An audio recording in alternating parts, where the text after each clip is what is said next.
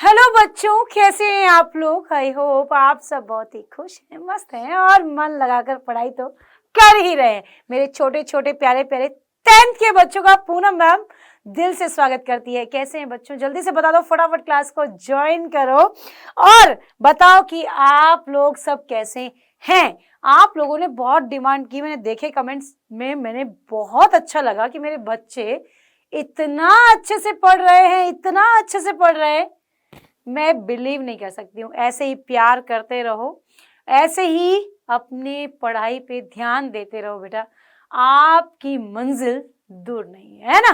तो जल्दी से क्लास को ज्वाइन कर लीजिए, क्योंकि हम आज लेकर आए हैं अपना सेकंड चैप्टर, जिसका नाम है एसिड, बेस और सॉल्ट, यानी अम्ल, क्षार और लवण। बहुत ही अच्छे से डिटेल में आपका जो बुक है साइंस का, उसमें जितने टॉपिक्स इसके अंदर दिए गए हैं, उन सारे टॉपिक्स को लेकर आज पूनम मैम आप लोगों के सामने हाजिर हैं। ओके जी, तो जल्दी से आ जाइए, चलते हैं, हम शुरू करते हैं आज का अपना नया चैप्टर। शुरू करें। आइए, हम आज क्या पढ़ने वाले हैं जी। हम पढ़ेंगे अम्ल क्षार का सामान्य परिचय और अम्ल और क्षार के रासायनिक गुणधर्म। साथ ही मैं कह दूं कि हम पढ़ने वाले हैं क्या, हम पढ़ने वाले हैं एसिड बेस के यूजेस भी, उसके बाद में इनकी रासायनिक अभिक्रियाओं के बाद में पीएच स्केल भी हम यहाँ पर डिस्कस करेंगे। क्या करेंगे राजा, पीएच स्केल भी हम यहाँ पर पढ़ेंगे और हम जनरल यानी कि दैनिक जीवन में इसका उपयोग क्या है उसके बारे में भी चर्चा करेंगे। ठीक है, गॉट इट, बिल्कुल जी, आ जाइए। अब चले शुरू करते हैं अपना टॉपिक। सबसे पहले आपको स्क्रीन पर एक या कह दूं डायग्राम नजर आ रहा है ना, जिसमें क्या नजर आ रहा है बेटा, जिसमें ये कहा जा रहा है कि दो सॉल्यूशन दिए गए हैं, है ना। एक सॉल्यूशन में लिटमस सॉल्यूशन डाला है ना, तो नीला तो लाल हो गया और नीला नीला ही रहा। देखो सामने दोनों पर सेम लिटमस सॉल्यूशन सेम था, पर नीले को लाल कर दिया है ना, और नीला नीला ही रहा। तो क्या फर्क पड़ा है, हमेशा ध्यान रखो। अम्ल की यदि बात की जाती है बच्चों, ध्यान से सुनना, अम्ल की यदि बात की जाती है ना, तो एक कॉन्सेप्ट चलता है अनील, है ना। एसिड वो जो नीले लिटमस सॉल्यूशन को लाल कर देता है, ये रहा रेड कलर, है ना, और जो नीले को नीला ही कर देता है, नीला ही रखता है, वो क्या होते हैं गोपाला, बेस होते हैं। बात समझ नहीं। आज हम यही पढ़ने वाले हैं कि लाल को नीला, नीले को लाल कैसे होता है, ये क्या रिएक्शन होती है, एसिड बेस एक्चुअली कॉन्सेप्ट क्या है। चले आइए जी, तो सबसे पहले अम्ल होते क्या हैं, आपको स्क्रीन पर नजर आ रहा है। और बच्चों एक बात ध्यान, जैसा मैंने यहाँ पर लिखा है, मेक श्योर कि आप लोग आज से नोट्स में ऐसे का ऐसा ही लिखेंगे, ठीक है। इसीलिए मैं आज इसी पैटर्न में लेकर आई हूं आपके लिए, ठीक है। चलें जी, आ जाओ। तो अम्ल क्या होते हैं, अम्ल स्वाद में खट्टे होते हैं और ये नीले लिटमस को लाल में बदल देते हैं। अगर आप नीला लिटमस पेपर भी अगर सॉल्यूशन में डिप करोगे तो नीला लाल बन जाता है। जलीय विलयन में H+ आयन देते हैं। क्या करते हैं भाई, H+ आयन देते हैं। यस और नो, जल्दी से बताओ, जल्दी से बताओ। ये क्या करते हैं, H+ आयन देते हैं, यानी सॉल्यूशन में यदि आप इनको क्या करोगे, डिसॉल्व करोगे, तो आप देखोगे कि यहाँ पर कौन सा आयन जाता है, H+ आयन। अब आप सोचें मैम हमें कैसे मालूम चलेगा कि H+ आयन जा रहा है या नहीं, है ना। ये सब तो प्रैक्टिकल ही किया जा सकता है, राइट, पर ज्यादा हार्ड नहीं है। एक्चुअली अपने को याद होना होता है, क्योंकि 11th में जब आप जाएंगे तो वहां पर बिल्कुल बेसिकली मतलब एक्सप्लेनेशन लैब में भी दिया जाता है कि अम्ल हमेशा वहां होंगे जो H+ आयन देंगे। जिसके पास H आयन होगा वो हमेशा एसिड रिएक्शन देगा। ठीक बात है, आ जाओ। एसिड शब्द लैटिन भाषा से लिया गया है, जिसका अर्थ है खट्टा, जिसका अर्थ क्या है, खट्टा। अब आपसे क्वेश्चन क्या आता है, यहां से क्वेश्चन आता है क्या, प्रबल अम्ल है, नाम पूछेगा, या तो आपको ऐसे कोई भी एग्जाम्पल दे देगा और कहा गया इनमें से प्रबल अम्ल कौन से, तो याद रखना है HCl, H2SO4 और HNO3 हमेशा क्या होते हैं, प्रबल अम्ल होते हैं। दुर्बल अम्ल कौन से होते हैं, CH3COOH, लैक्टिक अम्ल, ऑक्सैलिक अम्ल, ठीक है, ये हमेशा क्या होते हैं, दुर्बल अम्ल होते हैं। ऑक्सैलिक एसिड का फॉर्मूला COOH COOH, कई बार पूछ लेता है। क्लियर है, कोई दिक्कत नहीं, होनी भी नहीं चाहिए, है ना। तो वहीं पर लैक्टिक एसिड CH3COOH COOH, ये लैक्टिक एसिड का फॉर्मूला हो गया। क्लियर, चलें आगे। तो इस प्रकार अपन क्या कर सकते हैं, अपन कर सकते हैं क्या भाई, इन चीजों को क्लियर कर सकते हैं। बात समझ में आ गई होगी। चलें आगे, ओके डन, आ जाओ जी आ जाओ। अब चलते हैं आगे। अब ये पूछ रहा है आपसे कि दुर्बल अम्ल हो गए, अब कहता है सांद्र अम्ल क्या होते हैं। सांद्र अम्ल वो होते हैं जिनके अंदर अम्ल की मात्रा अधिक होती है, तनु अम्ल वो होते हैं जिनमें अम्ल की मात्रा कम होती है। मैम कैसे मालूम चलेगा, अगर आप एक बीकर लें, है ना, और उसके अंदर तनु और सांद्र को पहचानना है, तो अम्ल छोड़ो कोई भी चीज हो, है ना, आपने पानी लिया एक गिलास में, एक नींबू को निचोड़ दिया, ठीक है, और वहीं पर आपने 2 गिलास पानी लिया और एक ही नींबू को निचोड़ा, बताओ कौन सा विलयन अधिक खट्टा होगा, जिसमें 1 गिलास पानी में 1 नींबू निचोड़ा है, यस और नो। यानी नींबू की मात्रा, नींबू के रस की मात्रा किसमें ज्यादा, एक पानी जो गिलास उसके अंदर ज्यादा ना, तो वो क्या हुआ, सांद्र। वहीं पर नींबू के रस की मात्रा 2 गिलास पानी में कम, तनु। क्लियर, तो यही बात है, यही पर यही कहना चाहता है, अम्ल की मात्रा कम, तनु अम्ल की मात्रा ज्यादा, सांद्र। क्लियर है, फटाफट बताओ यस और नो, डन, ओके जी। आइए अब आता है कुछ प्राकृतिक रूप से पाए जाने वाले एसिड्स कौन से होते हैं, वो आपको पता होना चाहिए। ध्यान रखो भाई, आपका सिरका, सबसे पहले एसिटिक अम्ल, सिरका कहाँ पाया जाता है, सिरका वो पदार्थ है जो किसी भी पदार्थ, जैसे कि अचार है, उसमें सिरका क्यों डालते हैं, ताकि वो सड़े नहीं, है ना, उसमें फूफूद ना आए, है ना। तो उसमें कौन सा एसिड होता है, एसिटिक एसिड। ये याद रखना है, एग्जाम में 1 मार्क्स का क्वेश्चन आता है, 1 मार्क्स क्वेश्चन आता है। नारंगी, है ना, ऑरेंज जो आप लाते हैं, इसमें साइट्रिक एसिड, नींबू साइट्रिक एसिड, इमली टार्टरिक एसिड, टमाटर ऑक्सैलिक एसिड, खट्टा दूध यानी दही दुग्धम अम्ल यानी कि क्या, लैक्टिक अम्ल, ठीक है। चींटी और बिच्छू में मेथेनोइक अम्ल या फॉर्मिक अम्ल।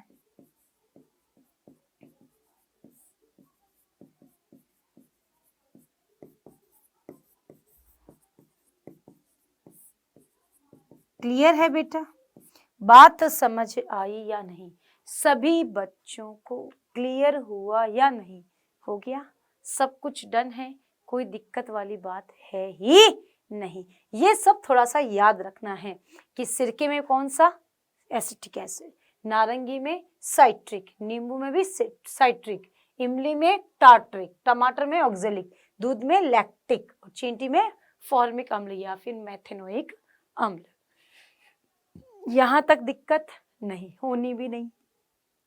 अब ये क्या कह रहा है, अब ये कह रहे हैं कि क्षारक, है ना, बच्चे बेचारे कंफ्यूज है, 11th वाले भी रहते हैं, 12th वाले भी रहते हैं, उनकी गलती नहीं है।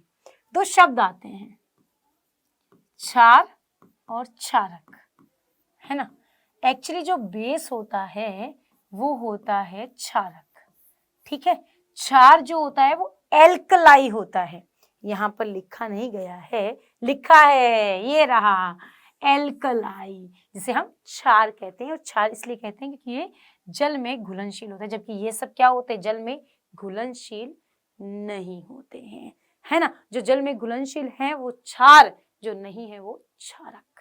चलें आ जाओ, ये स्वाद में कड़वे होते हैं, टेस्ट करने पर कड़वापन गले की तरफ जाते तब समझ में आता है ना। करेला आप खाते हो कि नहीं खाते हो, तो वो क्या होता है, कड़वा होता है, इट मीन्स वो क्या है, क्षारक है ना। लाल लिटमस को नीला कर देता है जलीय वीरिन में OH आयन, अम्ल क्या देता है बच्चों, क्या देता है, जल्दी कमेंट सेक्शन में लिखो फटाफट, क्या देता है, H+ आयन देता है। क्षार क्या देते हैं, OH आयन, किसमें, जलीय विलयन में।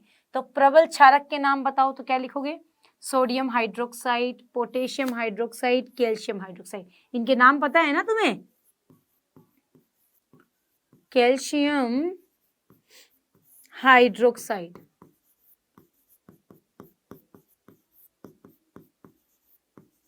ठीक बात है, पोटेशियम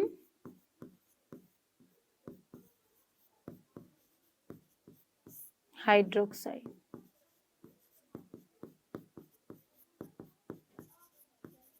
डन। वहीं पर सोडियम हाइड्रोक्साइड,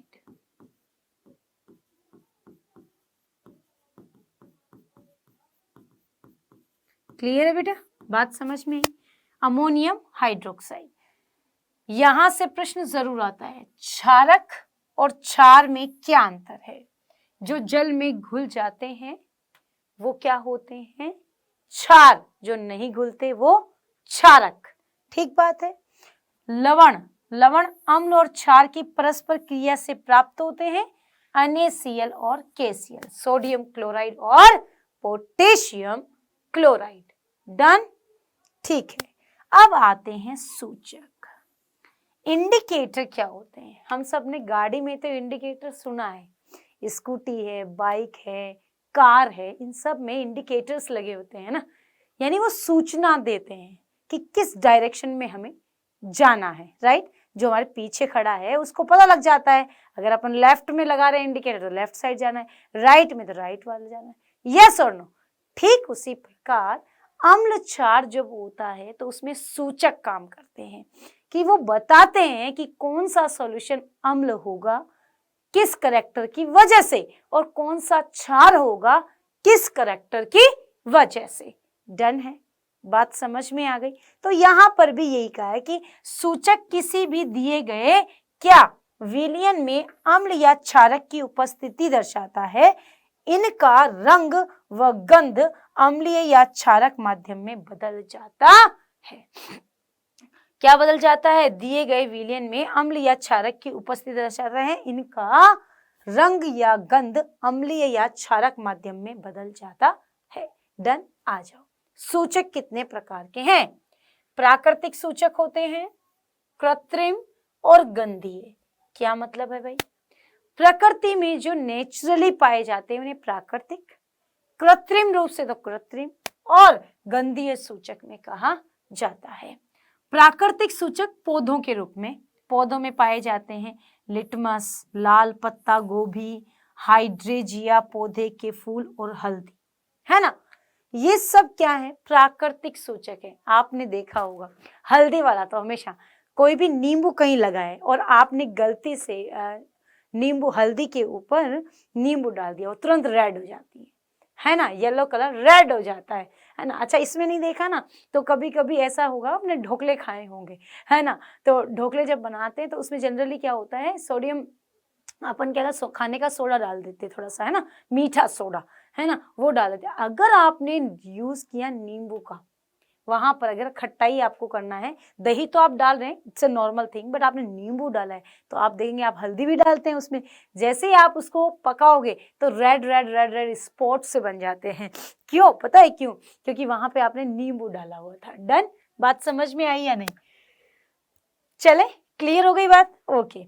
अब आता है कृत्रिम। कृत्रिम वो जिन्हें अपन यूज कर, अपन बनाते हैं, नेचुरल नहीं है वो, हमने उसका फॉर्मेशन किया है, जैसे मेथिल ऑरेंज है, फिनोफ्थलीन है। इनमें से क्वेश्चन आता है 1 मार्क्स का, है ना, कि प्राकृतिक सूचकों के नाम बताइए, तो आप लिख सकते हैं हल्दी, लिख सकते हो ना, और क्या लिख सकते हो, लाल पत्ता गोभी, हाइड्रेजिया का फूल। आपको कहते हैं कि संश्लेषित बताओ, तो आप लिखना मेथिल ऑरेंज है, फिनोफ्थलीन, है ना, फिनोफ्थलीन भी अच्छा सूचक माना जाता है। वहीं पर गंधीय सूचक, गंध से पता चल जाता है, क्षारक माध्यम में बदल जाती है, प्याज और लौंग के तेल, अम्लीय या क्षारीय माध्यम में। अच्छा, आपने क्या किया, एक व्हाइट कपड़ा लिया, है ना, आपने आज घर पे भी करके देख सकते हो, व्हाइट कपड़ा लेकर के उसके ऊपर आपने उस व्हाइट कपड़े को गीला करके या फिर यूं ही व्हाइट कपड़े को 2 हिस्से में काटकर, एक तो आपने क्या लिखा, ऐसे ही प्याज को एकदम उसको कर लिया, मेसी कर दिया, और उसके बाद में उसको टाइट कपड़े से, एक सिंपल वाइट कपड़े में बांध के फ्रिज में रख दिया। और एक दूसरे दिन क्या किया, जैसे ही वो कपड़ा आपने अगले दिन निकाला तो वो रस किसके ऊपर लग गया, प्याज का कपड़े पर।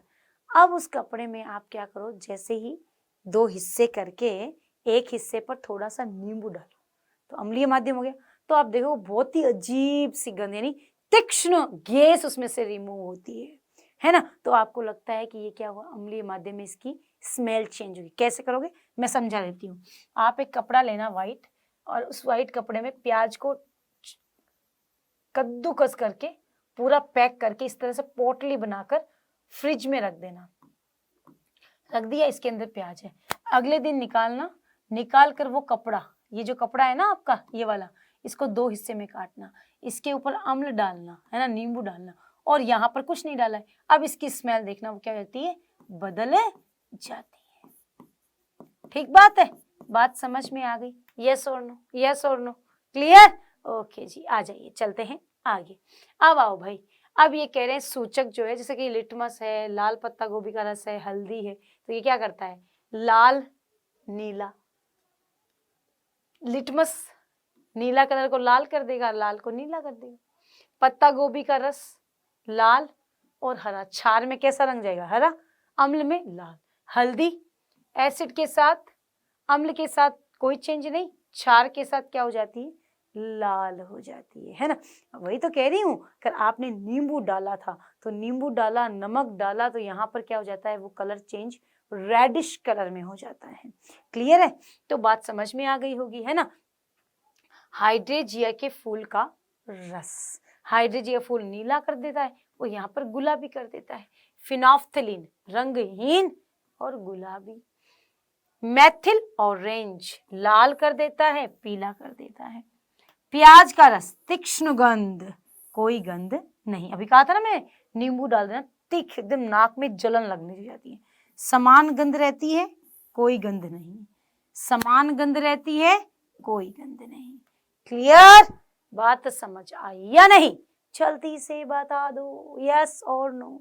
फटाफट स्क्रीनशॉट भी ले लेना भाई, जरूरी है। जब तक ये चीजें क्लियर नहीं तब तक दिक्कतें हो सकती है। ठीक है, चलें, आइए जी आइए, अब चलते हैं आगे। अब आती है अम्ल क्षार की रासायनिक अभिक्रिया। बच्चों अब तक तो ठीक है कि अपन ने जो भी रिएक्शंस पढ़ी, अपन ने अम्ल क्षार का एक जनरल सा नॉलेज ले लिया। अब यदि आप बात करते हैं कि एसिड बेस की रिएक्शन, अम्ल और क्षार की जो रिएक्शंस होती हैं वो किन किन के साथ करने पर एक नया प्रोडक्ट बनता है, तो यहाँ पर बताया गया है कि धातु की अभिक्रिया। अब धातु की अभिक्रिया यानी अम्ल के साथ कराओ कोई भी धातु को, और लाओ क्षार के साथ भी कराओ, तो क्या होगा बेटा, जब अम्ल की धातु के साथ क्रिया कराते हैं तो लवण और हाइड्रोजन गैस क्या बनती है, हाइड्रोजन गैस बनती है। सबसे इंपॉर्टेंट बात, गैस बनती है, ठीक है, वो भी कौन सी, हाइड्रोजन गैस। ठीक बात है। तो आपने क्या किया, 2HCl plus Zn is equal to, क्या हुआ भाई, तोड़ लो इसको, H plus Cl minus, Zn पर क्या चार्ज है, +2, प्लस के साथ माइनस, क्या जुड़ गया, ZnCl2 बन गया, और कौन सी गैस निकल गई, क्योंकि ये भी 2 हैं, ये भी 2 हैं।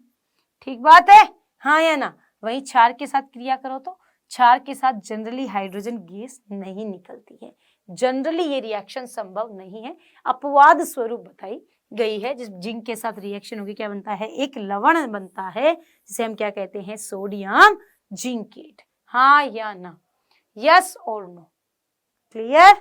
कोई दिक्कत होनी भी नहीं चाहिए, नहीं है ना, बिल्कुल। तो देखो सामने आपकी स्क्रीन क्या कह रहा है, ये पॉप परीक्षण, यानी कि जब कोई भी अभिक्रिया संपन्न होती है तो उस दौरान क्या हो जाता है, उस दौरान जब हाइड्रोजन गैस निकलती है तो पट पट की आवाज आती है, इसे पॉप साउंड कहते हैं। और ये क्वेश्चन एग्जाम में पूछा जाता है कि पॉप परीक्षण क्या होता है। जब किसी धातु की अम्ल के साथ क्रिया होती है तो एक पॉप परीक्षण बताया जाता है। बच्चों जब एक जलती हुई मोमबत्ती को हाइड्रोजन गैस के समीप लाते हैं तो पॉप की ध्वनि निकलती है, यह हाइड्रोजन गैस की उपस्थिति के लिए जांच के लिए किया जाता है। देखो आपको समझ आ रहा होगा, ये टेस्ट ट्यूब है, यहाँ गैस है, यहाँ पर मैग्नीशियम रिबन लगा हुआ है, धातु लगी हुई है ना, और यहाँ पर ये एसिड सॉल्यूशन है।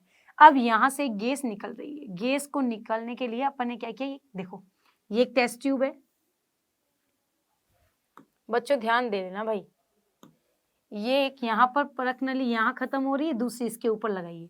तो आपने क्या किया, यहाँ पर गैस को एकत्रित किया, ये रही वो गैस। अब इसके पास में क्या लिए, जलती हुई मोमबत्ती ले गए, या जलती हुई तीली लेकर गए, जलती हुई मोमबत्ती लिख लो, ज्यादा बेटर है। जलती हुई मोमबत्ती, ठीक बात है। जैसे ही मोमबत्ती तो पॉप की आवाज आई। अब आओ कैसे, देखो यहाँ सामने देखना जरा, क्या बात है, दिख रहा है ब्लास्ट होता हुआ, हाँ या ना, जल्दी बताओ जल्दी बताओ, सामने नजर आ रही है। देखो अपन ने क्या किया है, ये क्या कह रहा है कि आपके पास क्या हो रही है, देखो एक गैस आ रही है, इस गैस के पास में जलती हुई तीली जा रही है, तो यहाँ से जलती हुई तीली जैसे संपर्क में आई है गैस का बुलबुला, ये कौन सी गैस है, हाइड्रोजन। कौन सी गैस है बेटा, ये कौन सी गैस है भाई, हाइड्रोजन गैस, हाँ या ना, हाँ या ना बच्चों। अरे गैस का बुलबुला जैसे निकला, उसे अपन ने जलती हुई तीली के संपर्क में लाए, तो वहां पर क्या हो गया, ब्लास्ट हो गया, और क्या हो गया, पॉप का साउंड सुनाई दिया। डन, चले, ओके जी, आ जाइए। अब ये कह रहे हैं कि भाई धातु का कार्बोनेट और धातु बाइकार्बोनेट के साथ अम्ल की क्रिया क्या होती है। सब बच्चे ध्यान देंगे, धातु कार्बोनेट और बाइकार्बोनेट के साथ में अगर आप रिएक्शन कर रहे हैं तो कैसे होगा। तो धातु कार्बोनेट तथा बाइकार्बोनेट की अभिक्रिया जब करवाई जा रही है तो हम देखते हैं क्या, हम देखते हैं कि अम्ल धातु कार्बोनेट, धातु मतलब सोडियम पोटेशियम कुछ भी हो सकता है जो अपने को पता है, कार्बोनेट का मतलब होता है CO3, ये रहा, और ये रही धातु, ठीक बात है। जब धातु कार्बोनेट की रिएक्शन करवाई जाती है किसी धातु अम्ल के साथ, लवण CO2 और जल बनता है, ठीक बात है। अब हमें कैसे मालूम चलेगा, हमें रिएक्शन कैसे आएगी, सब बच्चे सामने देखेंगे। आपने एसिड लिया प्लस सोडियम कार्बोनेट लिया, ठीक, कार्बोनेट पर -2 चार्ज होता है, इस पर +1 होता है, ये यहाँ फॉर्मूला बना Na2CO3, हाँ या ना बेटा, सही बात है, कोई दिक्कत नहीं है।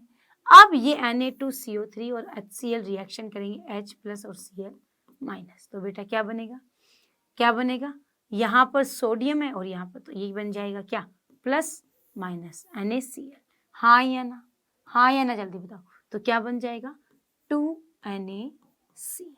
अब क्या बनेगा, अब यहाँ पर हाइड्रोजन भी है पर यहाँ CO3, पर CO3 से तो क्या बनेगा, तो हमेशा ध्यान रखो जहां भी कार्बोनेट आए वहां CO2 गैस बनती है, हमेशा बेटा CO2 गैस बनती है, ठीक बात है, हाँ या ना।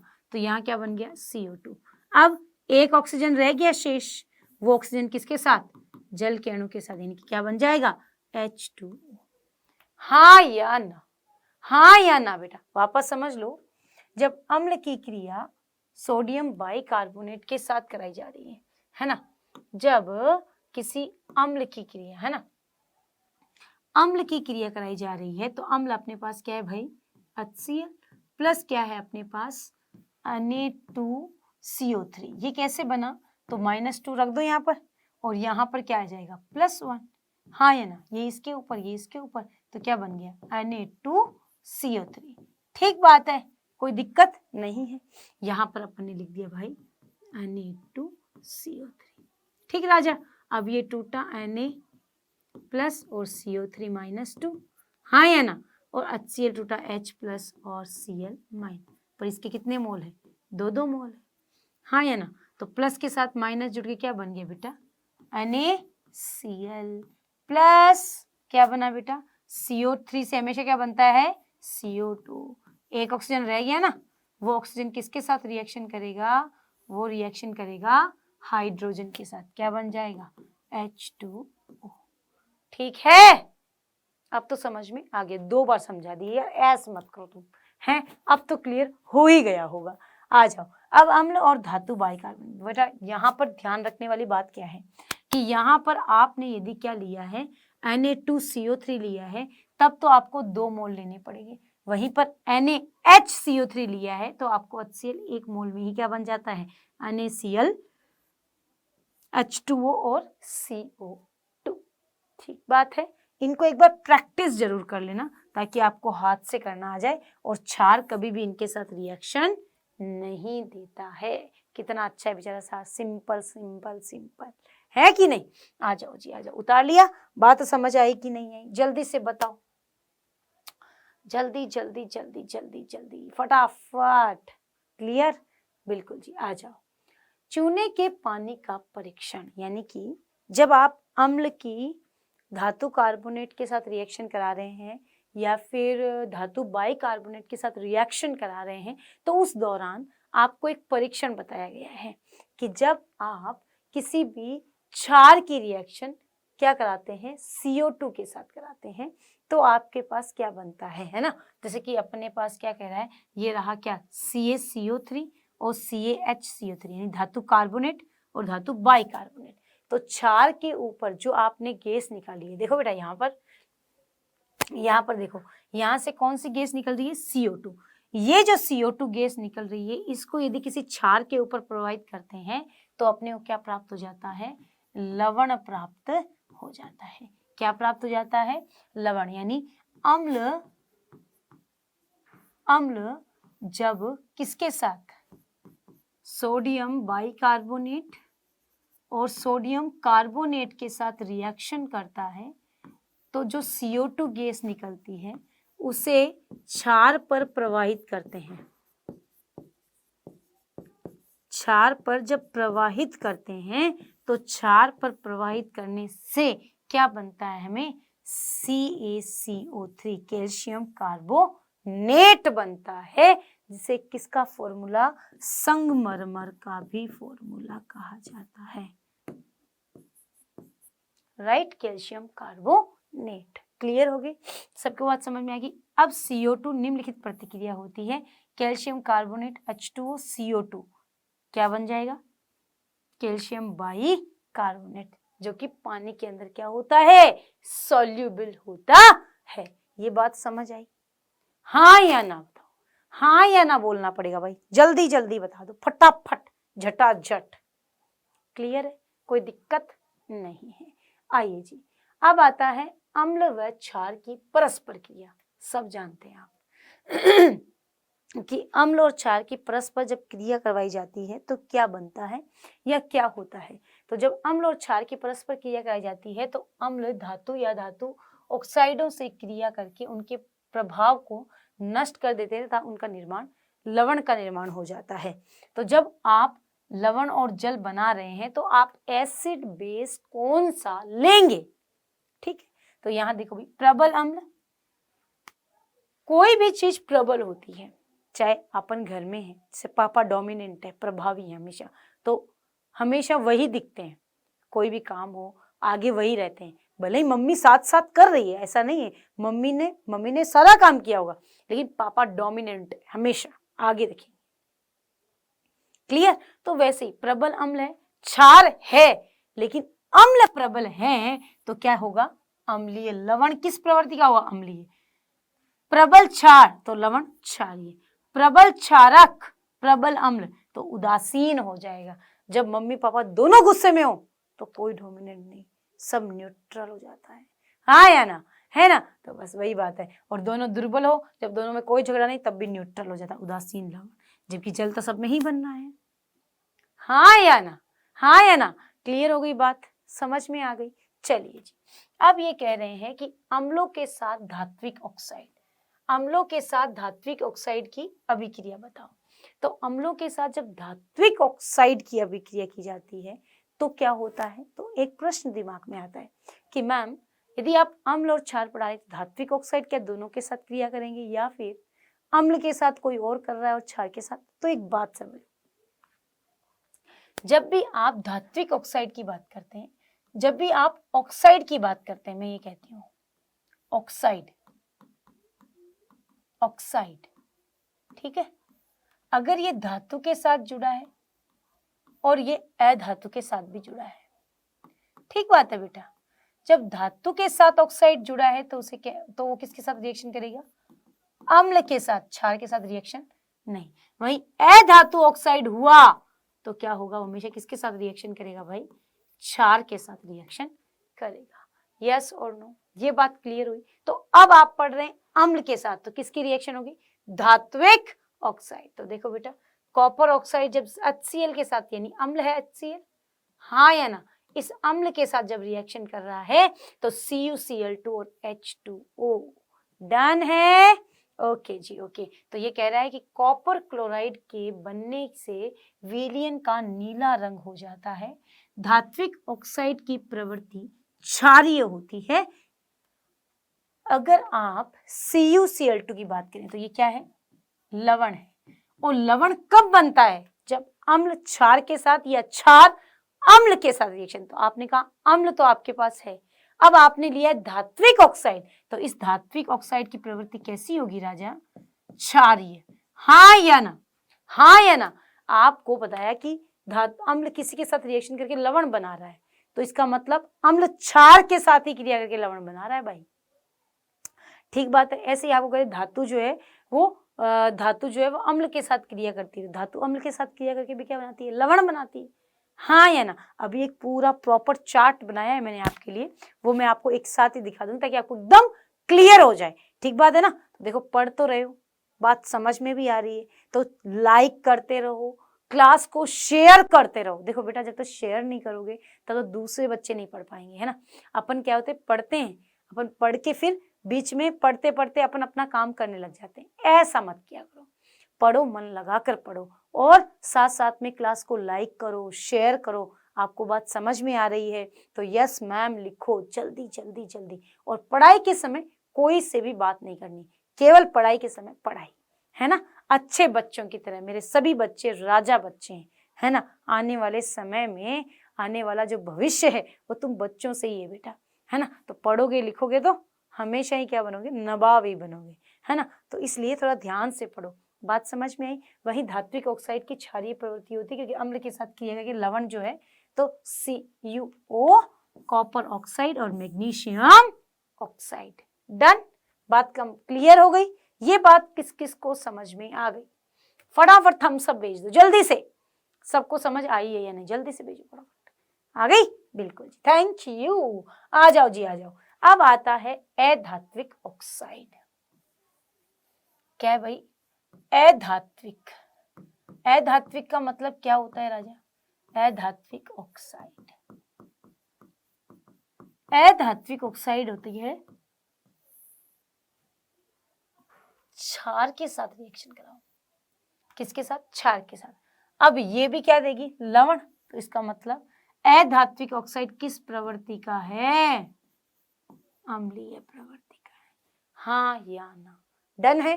बिल्कुल। तो CO2 अधात्विक, कार्बन क्या है? अधातु है भाई।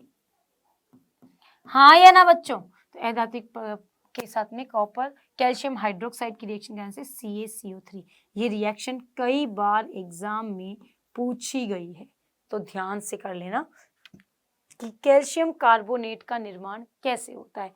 कई बार पता है क्या क्वेश्चन पूछते हैं, मैं बता दी तुम्हें, है ना, कि कैल्शियम हाइड्रोक्साइड के साथ में यदि एक की रिएक्शन हो, मैं बताती हूँ, सब बच्चे बोर्ड पर ध्यान देना, कि calcium hydroxide reaction with A calcium carbonate बनता है ना?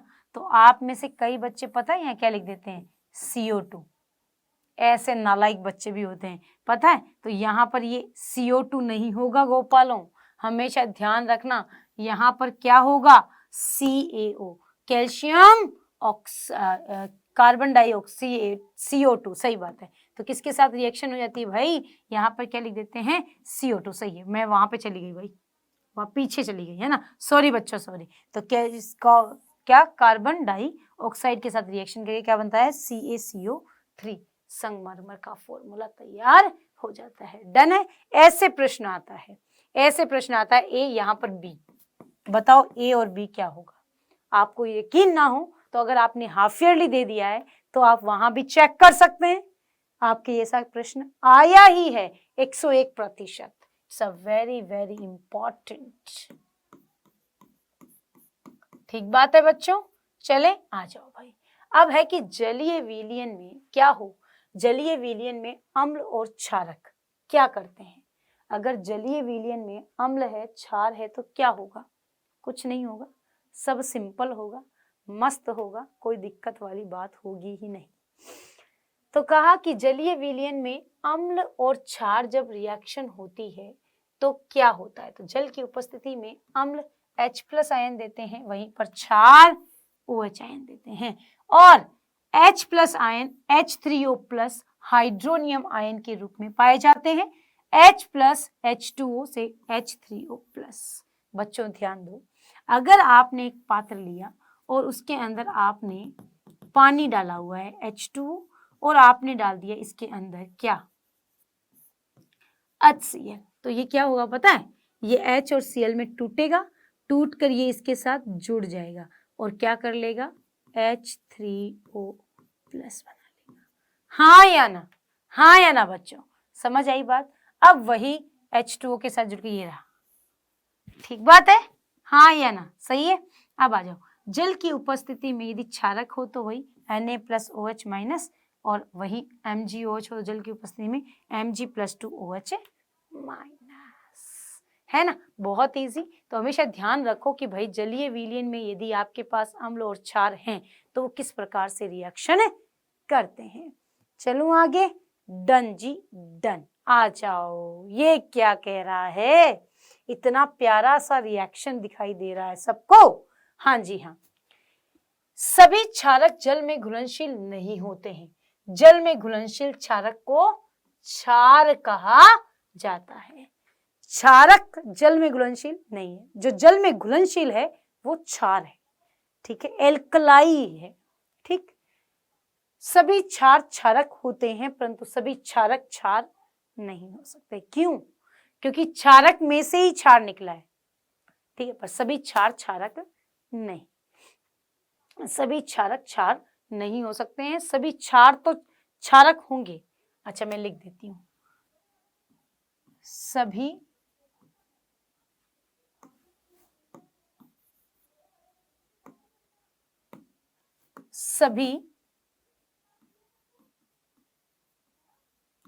क्षारक,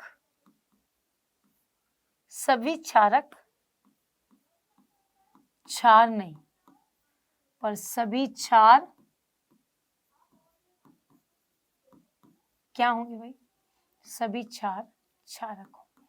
हाँ या ना, हाँ या ना, समझ आई कि नहीं मेरे बच्चों को, बात क्लियर हुई या नहीं, हो गई, होनी ही थी। आ जाओ जी आ जाओ।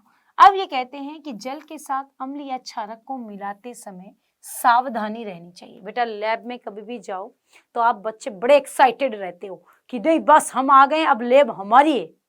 अरे नहीं भाई, धैर्य रखो। अगर आपने वहां पर बहुत ज्यादा क्या कर ली, बहुत ज्यादा गर्मी दिखाने लगे, बहुत ज्यादा एक्साइटेड हो गए तो कुछ भी हो सकता है। जरा सा एसिड, पता है बच्चों, जरा सा एसिड पूरा हाथ जला सकता है ना। इसीलिए कहते हैं कि आप लोग, क्योंकि एक एक कण, अम्ल का एक एक कण जल के साथ क्रिया करता है, एक एक कण, रिमेंबर इट। तो ये कहते हैं कि हमेशा क्या होना चाहिए, अम्ल या क्षार को जल में मिलाना चाहिए। पता है क्यों, क्यों पता है क्यों, क्योंकि अम्ल की एक एक बूंद इसके साथ रिएक्शन करेगी, तो ये इसके साथ रिएक्शन करेगी, इसकी मात्रा ज्यादा होगी तो ये इसको जल्दी से क्या कर देगा, ठंडा कर देगा, हाँ या ना। और वहीं पर यदि आपने अम्ल के साथ जल डाला तो ये इसका एक एक कण इसके साथ डालोगे तो ये जैसे एक बूंद पड़ी तो ये ब्लास्ट कर देगा, हाँ या ना। तो इसका एक एक कण जल की बूंद के साथ रिएक्शन करते ही क्या करेगा भाई, एक बूंद गिरी इतने सारे में ब्लास्ट हो जाएगा, हाँ या ना। तो अम्ल की एक एक बूंद रिएक्शन करती है, तो एक बूंद डाली तो जल इसको शांत कर गया, फिर दूसरी बूंद तो जल शांत कर देगा। लेकिन यहाँ आपने अम्ल बहुत सारे लिए और पानी बूंद बूंद करके डाल रहे हो तो वहां पर ब्लास्ट हो सकता है। इसीलिए कहा जाता है कि हमेशा अम्ल में जल कभी नहीं मिलाया जाता है, हमेशा जल में अम्ल को मिलाया जाता है। बात समझ आई? बात क्लियर हुई है या नहीं? ये बात सबको समझ आ गई? यस यस यस, चले ओके डन। आ जाओ जी। सांद्र अम्ल में जल मिलाने पर उत्पन्न हुई ऊष्मा के कारण मिश्रण आस्फलित होकर बाहर आ सकता है। आस्फलित मतलब जानते हैं? आप लोगों ने कई बार देखा होगा यूट्यूब के ऊपर, लैब के अंदर साइंटिस्ट रहते हैं, है ना, तो वो क्या प्रैक्टिस करते रहते चीजों की, है ना, तो वो कई बार डालते हैं इसके अंदर एक पदार्थ दूसरा पदार्थ, जैसे ही कोई पदार्थ डाला वो धम से बाहर आ गया, है ना, क्या नहीं, झाग, आस्वद के मतलब झाग के रूप में क्या आ सकता है, तुरंत बाहर आ सकता है। हो सकता है वो छींटे जो हैं आपकी स्किन पर भी गिर जाएं और आपकी स्किन भी बर्न हो सकती है। इसीलिए कहते हैं कि आप जल सकते हैं। साथ ही अत्यधिक स्थानीय ताप के कारण कांच का पात्र भी टूट सकता है। ऐसा मैंने पर्सनली भी अनुभव किया है। पता है बच्चों, एक बार क्या हुआ, मैं लैब में ही काम कर रही थी, तो लैब में काम करते वक्त क्या हुआ कि मैं एक सॉल्यूशन तैयार करी थी HCl का, है ना, HCl का सॉल्यूशन तैयार करी थी N/10 का। तो जैसे ही मैंने धीरे धीरे धीरे धीरे एसिड को जल में डालते डालते डालते फिर मैंने थोड़ा सा एसिड डाल दिया तो वो पात्र गर्म हो गया, है ना, तो मैंने छोड़ दिया, मैंने कहा गर्म हो गया। थोड़े विदिन 2 सेकेंड्स जैसे ही मैं टर्न हुई पूरा बीकर ब्लास्ट हो गया, टूट गया। मैंने कहा अरे बाबा, मैं तो डर ही गई थी एकदम। मैंने कहा ओ बाबा, अच्छा हुआ मैं थोड़ा सा दूर थी, वरना यही कांच उछलकर मेरे अंदर भी गिर सकता था, है ना। तो इसीलिए मेरा पर्सनल एक्सपीरियंस ऐसा रहा है 10 सालों का कि मैंने बहुत सारी चीजें ऐसी देखी है। एसिड के साथ तो बेटा मेरा एक बच्चा था जिसने पता है क्या किया, ऐसे ही लैब में मैं 12th के बच्चों को लेके जा रही थी, तो 12th के बच्चों को जब मैं लेके जा रही थी तो वहां पर एसिड का एक टाइट्रेशन मैंने कराया। तो टाइट्रेशन करते वक्त एक बच्चा, बहुत ही तुम जैसे बच्चे, सब बच्चे तो बच्चे होते हैं, तो बहुत ज्यादा मतलब उतावला था वो। तो उसने क्या किया कि सडनली एसिड सोडियम का टुकड़ा उठाया, और सोडियम तो वैसे ही पानी के साथ बहुत रिएक्शन करता है, तो सोडियम के टुकड़े को उठाकर सिंक में डाल दिया और वो बेटा ब्लास्ट हो गया और वो चिंगारी मेरे कपड़े पर गिर गई। वो तो सर्दियों का समय था, अच्छा था कि मोटा कोट पहना हुआ था, फिर भी हाथों पे थोड़ा थोड़ा निशान बने हुए हैं अभी भी, तो वो पूरा लग गया था, पूरा जल गया, वो कोट ही जल गया था। इसे अच्छा हुआ कि उसकी वजह से मैं बच गई, वरना उस दिन हाथ पूरा चला जाता। इसीलिए मैं कहती हूँ बच्चों ध्यान से, उस दिन बहुत ज्यादा डरावना सीन था, मतलब ऐसा लगा था आज तो गए, है ना। और ऐसा नहीं है कि मुझे ही लगा, उस बच्चे को भी एकदम आंख के नजदीक यहाँ पर, मतलब मैं इनको बाल जितना होता है ना स्पेस, उतना सा ही बचा था उसका आंख। इसीलिए बेटा थोड़ा धीरे करके चीजों को करोगे तभी तुम्हें चीजें समझ में आएगी। तो बात समझ में आई ना, मेरा एक्सपीरियंस से बता रही हूँ मैंने, ये 10 सालों का अनुभव जो मैंने लिया है पढ़ाने में तुम बच्चों को, वही मैं कह रही, से बी केयरफुल। तो जल को अम्ल में डालने से क्या होता है, आस्फलित होकर बाहर आ सकता है, स्थानीय ताप के कारण कांच का पात्र टूट भी सकता है। Be careful. चले आइए जी आओ, तो अब देखो क्या कह रहा है, अब सब बच्चे ध्यान। अम्ल प्लस धातु, लवण प्लस H2, ठीक है, ये क्या कह रहा है, अम्ल प्लस धातु क्या बनाता है, अम्ल धातु के साथ क्रिया करके, लवण प्लस जल धात्विक ऑक्साइड के साथ भी, है ना, अम्ल धातु के साथ भी, धात्विक ऑक्साइड के साथ भी। अम्ल जब क्रिया करता है तो हमेशा लवण और जल, ध्यान करना भाई, अम्ल की अभिक्रिया, अम्ल धातु के साथ क्रिया करके क्या बना रहा है, लवण और ये, अम्ल धात्विक ऑक्साइड के साथ क्रिया करके लवण व जल, ठीक बात है। क्यों क्यों है ऐसा, मैं बताती हूँ। धातुएं हमेशा हाइड्रोजन गैस निकालती है,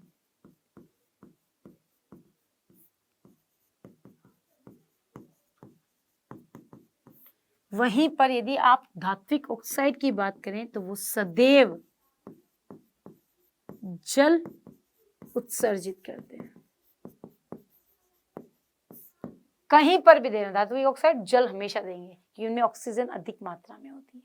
चले आओ, फिर अम्ल जब धातु बाइकार्बोनेट और धातु कार्बोनेट के साथ रिएक्शन करता है तो भी क्या बनाता है, लवण CO2 जल, सिमिलर, सेम सेम, लवण, CO2 और जल। ध्यान रखने वाली बातें, हम लोग सोचते हैं मैम हम तो कंफ्यूज हो जाते हैं, हमें याद कैसे रहेगा, है ना, तो इसीलिए बताया गया। एक चार्ट लिया, उसमें एसिड रखा, एसिड में एसिड की रिएक्शन धातु, धातु ऑक्साइड, धातु कार्बोनेट, धातु बाइकार्बोनेट, सब में लवण तो कॉमन है, पर धातु केवल धातु हाइड्रोजन गैस, धातु ऑक्साइड लवण के साथ जल, धातु कार्बोनेट लवण है, जल है, धातु कार्बोनेट तो CO2 है, फिर बाइकार्बोनेट तो भी सेम है। अब का धातु के साथ क्षारक हो तो लवण और जल वापस आ गया। यस और no? It's a very very very easy. Done है कि नहीं भाई? जल्दी से बता दो, यस और नो, जल्दी जल्दी जल्दी। आगे भाषा है ना, वो कहते हैं ना कि क्या, डर कर नौका क्या, लहरों से डर के नौका पार नहीं होती, कोशिश करने वालों की कभी हार नहीं होती, है ना। तो हमेशा हमेशा कोशिश करते रहना है, हमेशा। राह में धूप तो होगी, तुम चल सको तो चलो, भीड़ में सब होंगे, भीड़ से अलग निकल सको तो चलो, राइट। तो भीड़ तो बहुत है, पर तुम्हें उस धूप को सहते हुए उस भीड़ में से आगे निकलना ही होगा। चलें बेटा, आइए जी चलते हैं आगे। अब आता है क्षार। बेचारा क्षार तो बड़ा इजी है। अब इसकी धातु के साथ, धातु ऑक्साइड नहीं, अधातु ऑक्साइड, दोनों में ही क्या होगा, धातु आती, हाइड्रोजन गैस तो है, लवण तो हर जगह है, आंख बंद करके चाहे लवण, चाहे अम्ल हो चाहे क्षार हो, लवण तो बनेगा। लवण के साथ केवल धातु तो हाइड्रोजन गैस, अधात्विक ऑक्साइड तो क्षार कैसे क्या करेगा, जल। हाँ या ना, हाँ या ना बेटा। वहीं पर धातु बाइकार्बोनेट और कार्बोनेट साथ नो रिएक्शन, अम्ल के साथ रिएक्शन, लवण व जल। हाँ या ना, समझ आ रहा है ना। इसीलिए मैं ये चार्ट तुम लोगों के लिए बनाकर लाई हूं, ताकि आप बच्चों को इस तरह से ही नोट्स में बनाना है। जिस बच्चे ने ऐसे नोट्स बना लिए, वो साइंस में 100 में से 100 लिख कर लो, तुम आएंगे तुम्हारे। पर उसके लिए तुम्हें मेहनत करनी होगी, मेहनत जरूरी है। जब तक मेहनत नहीं की तब तक कुछ नहीं, है ना। बहुत बहुत बहुत बहुत ज्यादा। वो एक किसी ने बहुत खूब लिखा है, मुझे याद आ रही है 2 लाइनें, तो पूनम बोल दे, अब बोल दे, मन में आ गई तो बोल दे भाई, पूनम बोल दे तू। तो क्या कहते हैं कि मिल जाए दरिया तो, मिल जाए दरिया तो समंदर की तलाश कर, है ना। मिल जाए तुझे दरिया तो समंदर की तलाश कर, पत्थर की चोट से टूट जाता है कांच। क्या हो जाता है, पत्थर की चोट से टूट जाता है कांच, ऐसा कांच तराश कर कि, ऐसा कांच तराश कर कि पत्थर ही टूट जाए। तो तुम्हें ऐसे ही तराशना है खुद को कि तुम्हारे सामने यदि कोई पत्थर भी आ जाए, कोई चट्टान भी आ जाए, तो तुम उसे तोड़कर पार करके आगे चले जाओ। ठीक है जी, तो जल्दी से आ जाओ भाई, जल्दी जल्दी चलते हैं। आओ, अम्लों व क्षारकों में समानता क्या होती है। समानता इन सेंस कि अम्ल और क्षार ऐसी कौन सी अभिक्रियाएं देते हैं जिनसे इनसे सेम प्रोडक्ट प्राप्त होते हैं। तो आओ भाई, अम्ल आयन उत्पन्न करते हैं H+ आयन, और क्षारक OH आयन। जब कोई अम्ल क्षार जल में मिलाया जाता है तो तनुकृत हो जाता है। तनु में मिलाने पर H3O और OH के प्रति इकाई आयतन में कमी आ जाती है।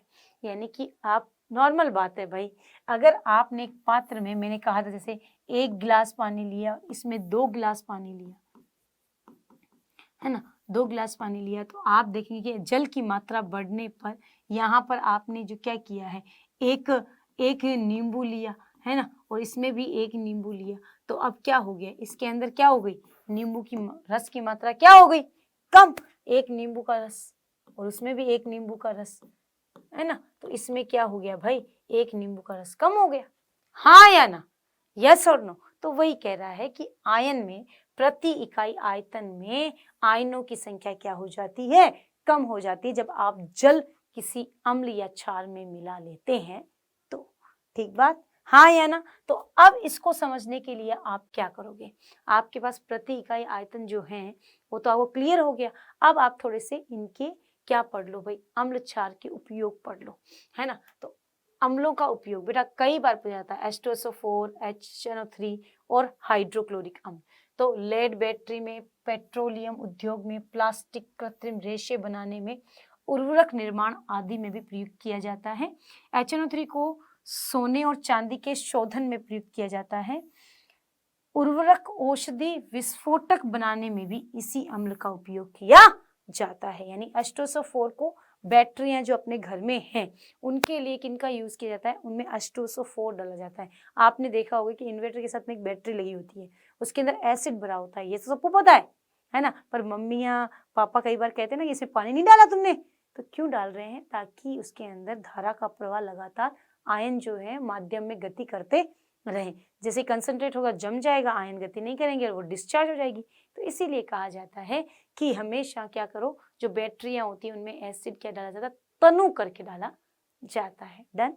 अब आ जाओ नाइट्रिक एसिड का पता चले, इसे सोरे का अम्ल, ये क्वेश्चन आता है बेटा, सोरे का अम्ल किसे कहते हैं, क्योंकि शोर के शोरे के वो सोरे सोरे वो गाना ना, वो है ना, वो एक गाना था ना, शोर है ना, पता नहीं अब पुराना गाना है, मुझे याद आएगा, लिरिक में तुम्हें सुनाऊंगी, है ना, से बनाया जाता है। तो नाइट्रिक अम्ल को शोरे का एसिड कहा जाता है। चलें भाई, चलें आगे, बात समझ में आ गई। सोरे का सूत्र क्या होता है, KNO3, और सोरे के अम्ल का सूत्र क्या होता है, HNO3। डन। ठीक है। हाइड्रोक्लोरिक अम्ल वस्त्र उद्योग में रंगने में काम में लिया जाता है। आओ जी, क्षारकों के मुख्य उपयोग देखो बच्चों। क्षारकों के मुख्य उपयोग क्या है, एल्यूमिनियम हाइड्रोक्साइड का प्रयोग वस्त्र प्रति अम्ल, एंट एसिड। बच्चों एंट एसिड के रूप में किसे यूज किया जाता है, एल्यूमिनियम हाइड्रोक्साइड। कई बार पूछा है। मुझे एक किस्सा याद है कि एक बच्ची थी, है ना, जो मेरी कोचिंग में पढ़ने आती थी। तो वो बच्ची ने, उसको मैंने बहुत मतलब यूं लिख कर बताया कि बेटा ये आ सकता है ना। तो उसको ये याद था कि प्रति अम्ल क्या होता है, पर वहां पता क्या है, हिंदी में क्या लिखा है, एंट एसिड, ऐसे एंट एसिड ऐसे लिखा है। अब वो कंफ्यूज्ड, एंट एसिड क्या होता है, ये तो मैंने पढ़ा ही नहीं। अब मेरी ड्यूटी उसी हॉल में जिसमें वो बच्ची एग्जाम दे रही थी। मैंने कहा अब क्या करें, ये तो गड़बड़ हो गई बात। अब एंट एसिड भाई प्रति अम्ल ही होता है बच्चों। कई बार कंफ्यूज था बेटा, बहुत इंटेलिजेंट। उस बच्चे के 10th में 97% आए, है ना। तो लेकिन रह गया ना, इतनी छोटी सी बात का वो 1 नंबर कट हो गया उसको, वो आज भी रोती है उस चीज के लिए, है ना। तो वही कह रही हूँ, तो प्रति अम्ल के नाम से जाना जाता है किसे, एंट एसिड को। तो एंट एसिड के रूप में किसका यूज किया जाता है, एल्यूमिनियम हाइड्रोक्साइड। जब भी कोई चींटी वगैरह काट जाती है तो इनको लगाने से वो क्या हो जाता है, प्रति अम्ल का काम करता है, उदासीन हो जाता है। अमोनियम हाइड्रोक्साइड का प्रयोग क्लिंजिंग एजेंट, निर्जलीकरण के रूप में किया जाता है। वहीं पर सोडियम हाइड्रोक्साइड NaH का प्रयोग साबुन, धावन, पाउडर के निर्माण में, रेयन के निर्माण में तथा कागज व लुगदी के निर्माण में भी किया जाता है। कैल्शियम हाइड्रोक्साइड का प्रयोग खारे जल को मृदु यानी कि पीने योग्य बनाने के लिए, खारे जल को मीठे पानी में कन्वर्ट करने के लिए इसका ब्लीचिंग पाउडर का उपयोग किया जाता है। चलें आगे, हाँ या ना। आज चलो जी चलो, अब आता है अम्ल क्षार की प्रबलता। अम्ल और क्षार की प्रबलता क्या होती है, प्रबलता क्या, अम्ल और क्षार की प्रबलता का क्या अर्थ होता है। हमेशा ध्यान रखो बच्चों, हमेशा, कि अम्ल है H+ ज्यादा, H आयन ज्यादा,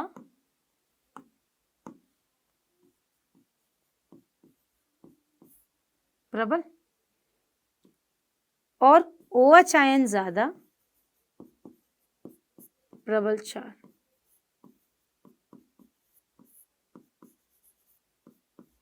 ठीक बात है, कोई दिक्कत वाली बात होनी भी नहीं चाहिए। तो ये क्या कह रहे हैं, ये कह रहे हैं कि जब आपके पास अम्ल और प्रबलता की आप बात कर रहे हैं, प्रबल अम्ल प्रबल क्षार की, तो एक बात ध्यान रखो भाई, जहाँ H+ आयन ज्यादा होंगे वो अम्ल प्रबल होगा, जहाँ OH आयन ज्यादा होंगे वो प्रबल क्षार होगा। तो यही लिखा है। किसी क्षार या अम्ल की प्रबलता उसके द्वारा उत्पन्न अम्ल OH और H आयन पर निर्भर करता है। अम्ल या क्षारक की प्रबलता हम एक सार्वभौमिक सूचक द्वारा ज्ञात कर सकते हैं। सार्वभौम सूचक बराबर यह सूचक किसी विलयन में हाइड्रोजन आयन की विभिन्न सांद्रता को विभिन्न रंगों में प्रदर्शित करता है। डन। चलो अब आता है पीएच स्केल। ये क्या हुआ, आपने अम्ल क्षार पढ़ा, उनकी रासायनिक अभिक्रियाएं पढ़ी, उसको आगे करते हुए कनेक्ट करते हुए आप किस में आ गए, उसको कनेक्ट करते हुए आप आ गए किसके अंदर, power of acid and base. तो वो किससे मापे, तो अम्ल और क्षार को मापने के लिए क्या बताया गया, अम्ल क्षार को मापने के लिए एक मेथड दिया गया, जिसके अंदर ये बताया गया कि अम्ल क्षार को एक स्केल के द्वारा मापी जाती है, जिसके अंदर वैल्यूज जो होती हैं वो क्या होती है, वो अपने पास क्या होती है, 1 to 14 तक होती है। ठीक बात है। तो वो जब 0 से 14 तक, 0 से 14 तक होती है, तो 0 से 14 तक जब वो होती है, तो वहां पर 0 से 7, 7 से 14 तक जब आप चल रहे हैं, तो कहाँ पर अम्ल प्रबल होगा, कहाँ अम्ल दुर्बल होगा, कहाँ क्षार प्रबल होगा, कहाँ क्षार दुर्बल होगा, ये सब बातें ज्ञात की जाती है। ठीक है, कोई दिक्कत नहीं होनी भी चाहिए। तो आओ भाई, तो ये कह रहे हैं कि पीएच स्केल क्या है, यहां से क्वेश्चन आता है कि पीएच स्केल क्या है। 1 मार्क्स क्वेश्चन। किसी विलयन में उपस्थित H+ आयन की सांद्रता को ज्ञात करने के लिए जो स्केल ली जाती है उसे ही हम पीएच स्केल कहते हैं। पीएच स्केल किसे कहते हैं, जब हम किसी भी सॉल्यूशन में H+ आयनों की कंसंट्रेशन को ज्ञात करते हैं, वही पीएच स्केल होती है। पीएच में पी पुरुषांश जो एक जर्मन शब्द है जिसका अर्थ होता है शक्ति। अगर पीएच 7 है तो उदासीन होगा, हमेशा ध्यान रखो। 7 से कम है अम्लीय, 7 से ज्यादा है क्षारीय। राइट। 0 से 14 तक पीएच स्केल ज्ञात करने के लिए उपयोग की जाती है। पीएच क्या है, पीएच वह स्केल है जिसके अंदर क्या किया जाता है, 0 से, जिसमें अपन ये ज्ञात करते हैं कि हाइड्रोजन आयनों की सांद्रता क्या होती है। अब पीएच में पी है पुरुषांश, लिखा गया है। पुरुषांश जो एक जर्मन शब्द है जिसका अर्थ होता है शक्ति या power, power of H, pH. Clear, बात समझ आ गई। जल्दी से फटाफट यस मैम लिख दो, जल्दी जल्दी जल्दी जल्दी से बता दो, जल्दी जल्दी जल्दी। आओ भाई, अगला प्रश्न देखो, अगला प्रश्न क्या, देखो अगला टॉपिक देखो क्या कह रहा है। ये दुर्बल अम्ल प्रबल अम्ल, बच्चों ध्यान दो भाई कि आपके पास यदि आप पीएच स्केल की बात करेंगे तो आप देखेंगे कि H की सांद्रता बढ़ रही है, तो प्रबल अम्ल HCl, H2SO4 और HNO3 है। वहीं पर मात्रा कम हो रही है दुर्बल एसिड, वही दुर्बल क्षार और प्रबल क्षार, NaOH, KOH, CaOH का होल ट्वाइस। क्लियर है, ये बात समझ में आई। इसे सम्मिलित करके भी लिख सकते हैं ऐसे बेटा, एक स्केल बनाओ ऐसी 0 से 14, फिर यहां से अपन क्या करेंगे यूं, ये तो क्या हुआ, और यहां से चलो यूं, है ना। अब एक तो आ रहा है इस तरफ, है ना, बढ़ रहा है ना ये, तो ये क्या है, प्रबल क्षार, है ना। ये वाला क्या है, प्रबल क्षार, और ये वाला क्या है, इस तरफ यदि आप आ रहे हैं, इस तरफ यदि आ रहे हैं, तो क्या प्रबल अम्ल। ठीक बात है साहब, बिल्कुल बिल्कुल बिल्कुल, बात समझ आई कि नहीं। इसके अंदर ही आप ये चीज देख सकते हैं। सब बच्चे ध्यान से देखेंगे, सब बच्चे ध्यान से देखेंगे।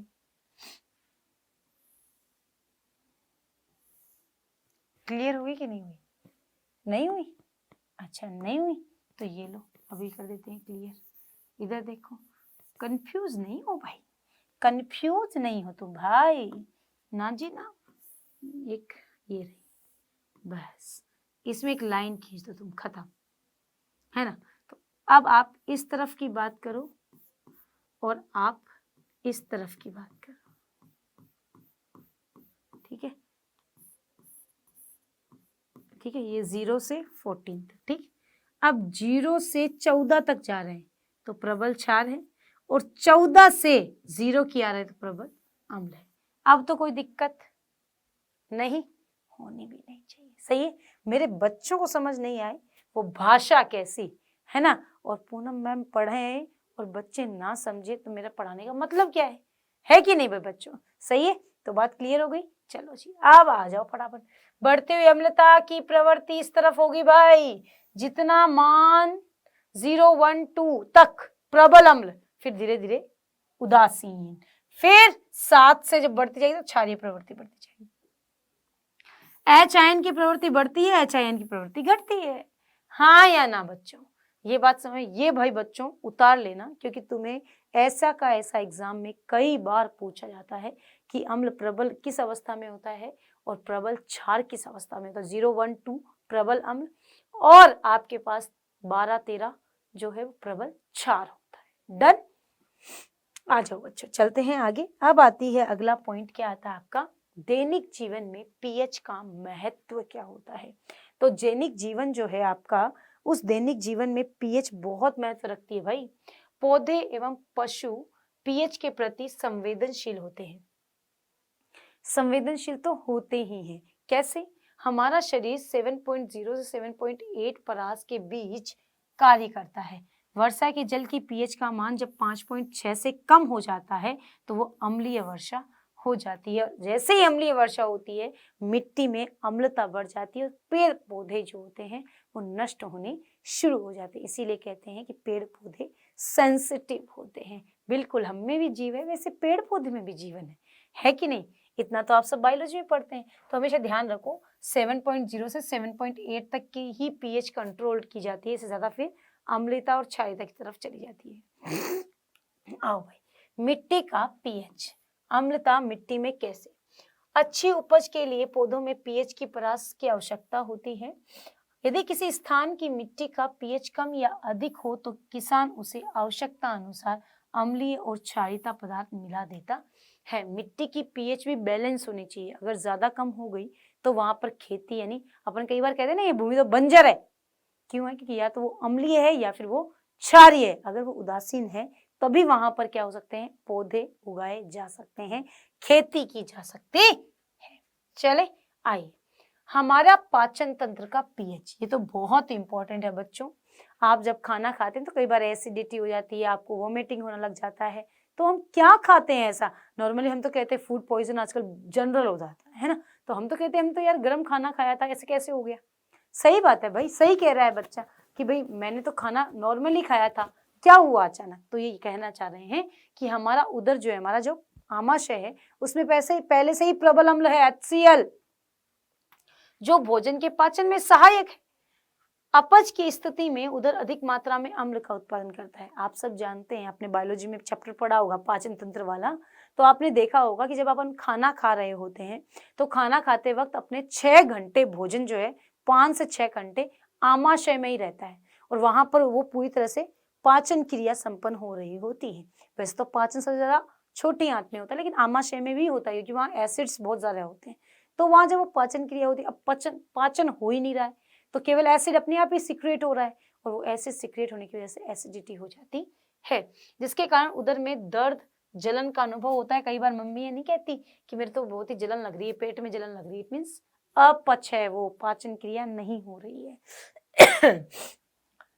दर्द से मुक्त होने के लिए एंटासिड जैसे क्षारकों का उपयोग किया जाता है जो अम्ल की अधिक मात्रा को उदासीन कर, जैसे मिल्क ऑफ मैग्नीशिया MgOH का होल ट्वाइस। कई बार पूछते हैं, मैग्नीशियम हाइड्रोक्साइड से एंटासिड भी कहा जाता है, प्रति अम्ल भी कहा जाता है। डन। आ जाओ जी, पीएच परिवर्तन के कारण दंत क्षय, आपने देखा होगा कई बच्चे होते हैं, अब आप कहोगे मैम कैसी बातें कर रहे हैं। कई बच्चे, एक बच्चा तो मैंने देखा है अपनी आंखों से, उसके दांत पता है कैसे थे? ऐसे लग रहा था ठाकुर जी ने इसके दांत ऐसे ही बनाए, एकदम नुकीले नुकीले नुकीले कर दी। भाई ये कैसे हो गया? ये क्या कर दिया, इसके कैसे दांत आ रहे हैं? फिर पता चला कि एक्चुअली इसकी बॉडी में जो है वो एसिडिटी की वजह से या एसिड की मात्रा ज़्यादा होने की वजह से मुंह में ज़्यादा, बच्चे कई बार क्या होते हैं कुछ चीज़ें ऐसी खाते हैं तो मुंह की पीएच का मान लगातार बढ़ जाता है, तो दांतों में उसका इफेक्ट होता है और दांत क्या होते हैं, कच्चे पड़ पड़ के टूट जाते हैं आधे अधूरे से, तो वो चीज़ होती है। तो ऐसा आपने भी कई लोगों को देखा होगा, पीएच का मान हमेशा 5.5, कई बार स्मेल भी आने लग जाती है खाना खा के। इसीलिए कहते हैं बच्चों 2 बार पेस्ट करना चाहिए, सुबह शाम तो करना ही चाहिए और खाना खाने के बाद भी करना चाहिए, ताकि आपके दांतों की प्रोटेक्शन बनी रहे। दांतों का इनेमल कैल्शियम फॉस्फेट से बना होता है, जो शरीर का सबसे कठोरतम पार्ट है। यह जल में नहीं घुलता, लेकिन मुंह की पीएच का मान पी 5.5 से कम होकर संक्षारित रखता है। क्षारीय दंत मंजन का उपयोग करने से अम्ल की अधिक मात्रा को उदासीन, कहते हैं ना, क्या आपके टूथपेस्ट में नमक है? तो नमक हो ना हो पर उसमें क्षारीय प्रवृत्ति होनी जरूरी है, ताकि वो क्या हो जाए भाई, दांतों के अंदर ऊपर जो मुंह की जो पीएच है उसको कंट्रोल करके दांतों को प्रोटेक्ट कर सके। डन, बात समझ में आ गई? तो चलते हैं आगे। पशुओं एवं पौधों द्वारा अम्ल रसायनों का आत्मरक्षा।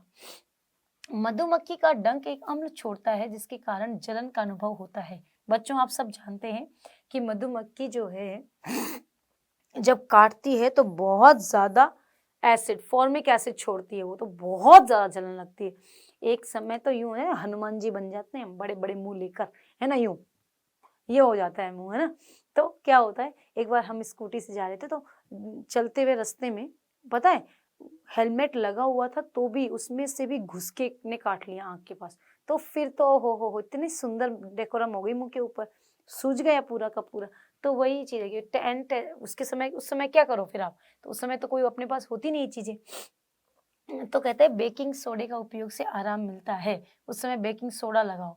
और नेटल के डंक वाले में मेथेनोइक अम्ल होता है, फॉर्मिक एसिड, जिसके कारण जलन होती है।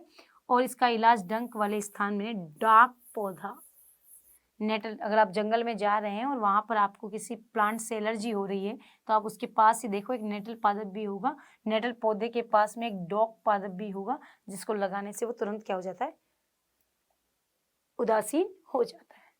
ठीक बात है, बात समझ में आई? आओ जी आओ। लवणों का पीएच, प्रबल अम्ल, प्रबल क्षार, उदासीन, प्रबल अम्ल, दुर्बल क्षार, अम्लीय, प्रबल क्षार, दुर्बल अम्ल। ये तो कॉमन बात है, ये तो समझ में आ ही गई होगी सभी बच्चों को, कोई दिक्कत वाली बात है ही नहीं, राइट। अम्ल प्रबल, क्षार दुर्बल, प्रबल अम्ल प्रबल, तो दोनों की पीएच उदासीन हो गई। अम्ल प्रबल है तो अम्लीय होगा, प्रबल क्षार है तो क्षारीय होगा। ठीक है, आ जाइए। अब चलते हैं साधारण नमक में रसायन, यानी कि आप यदि कोई भी लवण की बात कर रहे हैं तो लवण कौन कौन से हैं जो इम्पोर्टेंट है, जो एग्जाम में जिनका फॉर्मेशन और जिनका उपयोग पूछा जाता है, जनरली पूछा जाता है, तो आप उसको कैसे देखेंगे।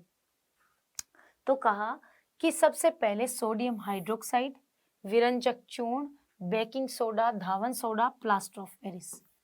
सब वेरी वेरी इंपॉर्टेंट है, तो पांचों ही इंपॉर्टेंट, लेकिन ये दोनों तो ऐसे हैं कि एग्जाम में पूछ जाते हैं, इसका उपयोग पूछा जाता है। तो बच्चों पूरा चैप्टर लगातार स्टार्टिंग टू एंड देखोगे तभी बात क्लियर होगी, वरना तो बात दिक्कत हो जाएगी। ठीक है, तो आओ भाई, सबसे पहले सोडियम हाइड्रोक्साइड क्या कह रहा है।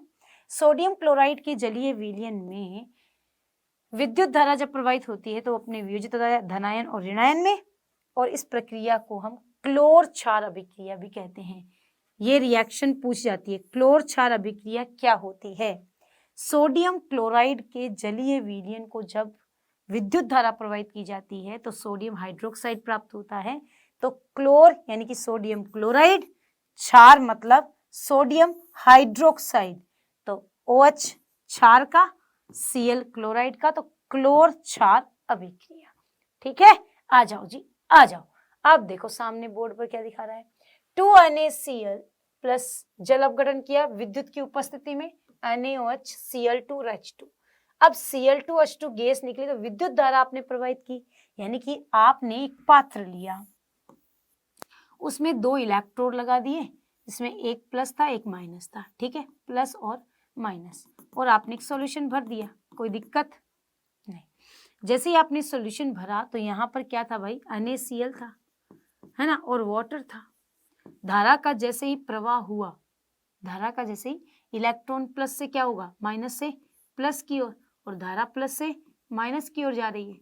जैसे ही धारा का प्रवाह हुआ तो यहाँ पर क्या बन गया, NaOH,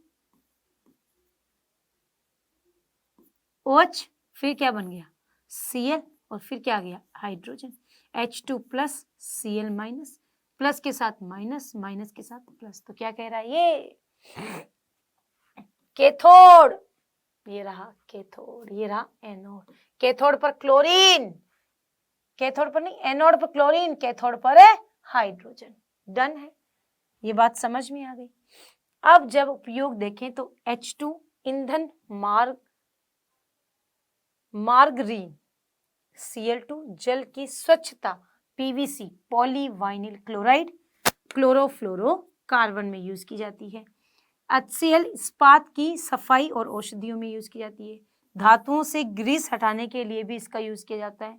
और Cl2 प्लस NaOH तो विरंजक चूर्ण, घरेलू विरंजन, वस्त्र विरंजन यानी कि रंग उड़ाने के लिए इसका यूज। एक क्या बोलते हैं, टीनापोल नाम का एक पदार्थ आता है ना, मम्मियाँ यूज करती है, तो वो भी इसी तरह से यूज किया जाता है।